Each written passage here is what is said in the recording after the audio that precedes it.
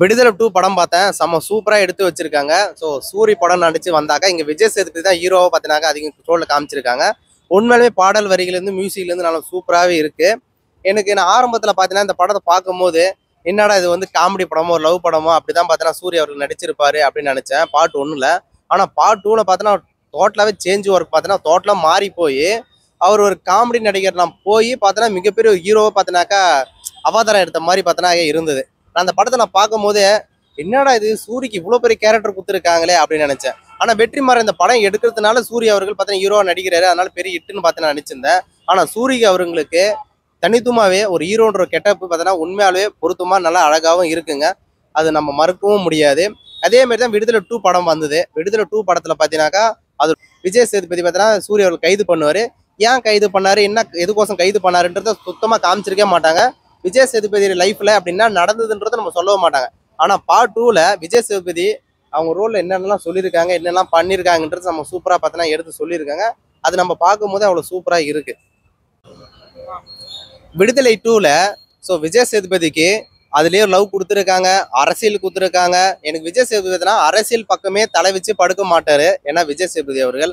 ஆனா இந்த படத்துல பார்த்தீங்கன்னா அரசியல் பார்த்தீங்கன்னா கலந்த ஒரு கலவையாக சொல்லியிருக்காங்க. வெற்றிமாறன் நம்ம எடுத்துக்கிட்டாலுமே அது ஒரு ஜாதி படமா தான் எடுப்பாரு அப்படின்னு பார்த்தனாக்கா எல்லாருக்கையும் பார்த்தோன்னா ஒரு முத்திரை குத்தி வச்சுட்டாங்க, ஓகேங்களா. ஆனா அவர் வெற்றிமாறன் அவர்கள் எல்லாருக்கும் கோசம் தான் ஒரு படத்தை எடுத்திருக்காரு, மக்களை கஷ்டப்படுறது தான் ஒரு படமாவே வெளிச்சம் போட்டு காட்டுறாருன்றதை யாருமே பார்த்தா புரிஞ்சுக்க மாட்டாங்க. மாதிரி நம்ம சொல்லிக்கிட்டாலுமே அதுல ஜாதி இருக்கும் அப்படின்னு தான் நிறைய பேர் நினைப்பீங்க. ஆனா ஜாதி கடந்த மிகப்பெரிய ஒரு கஷ்டங்கள் பின்னாடி இருக்கு, அது பாதிக்கப்பட்டதான் வெற்றிமாறன் அவர்களுக்கு எடுக்கிறாருன்றத யாருமே இங்க புரிஞ்சுக்க மாட்டாங்க.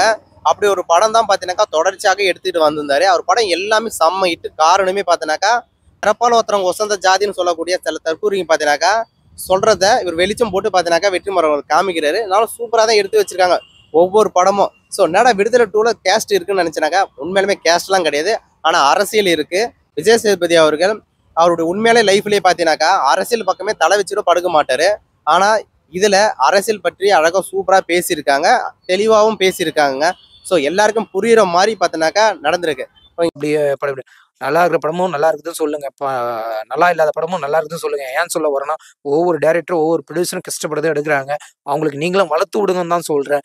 யாருக்கும் பிரச்சனை தேவை கிடையாது. எந்த ஒரு மூவியும் பிரச்சனையே கிடையாது. எல்லா மூவியும் நல்லா தான் இருக்கு. ஏன்னா நம்மளுடைய பைசா கொடுத்து படம் பார்க்குறோம். அது ஓகே. உங்க சர்க்கிள்ல இருந்து நானும் நினச்சிக்கிறேன். நானும் பைசா கொடுத்து படம் பார்க்குறேன். பட் இருந்தாலும் ஒவ்வொரு படமும் வந்து தரமா இருக்குன்னு சொல்லிட்டு போங்க. ஏன்னா பல கோடி மக்கள் வந்து இதை எதிர்பார்த்து அவங்க வந்து இந்த வாழ்க்கைய விட்டுட்டு வந்து தான் படத்துல நடிக்கிறாங்க.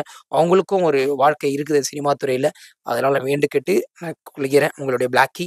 நான் தப்பா எதாவது பேசியிருந்தா மன்னிச்சுக்கங்க. சாரி.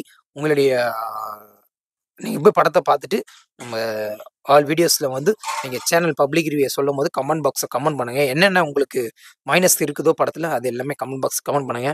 லைக் பண்ணுங்க, ஷேர் பண்ணுங்க. மறக்காம நம்மளுடைய சேனலை பெல் பட்டன் கிளிக் பண்ணுங்க. Good bye.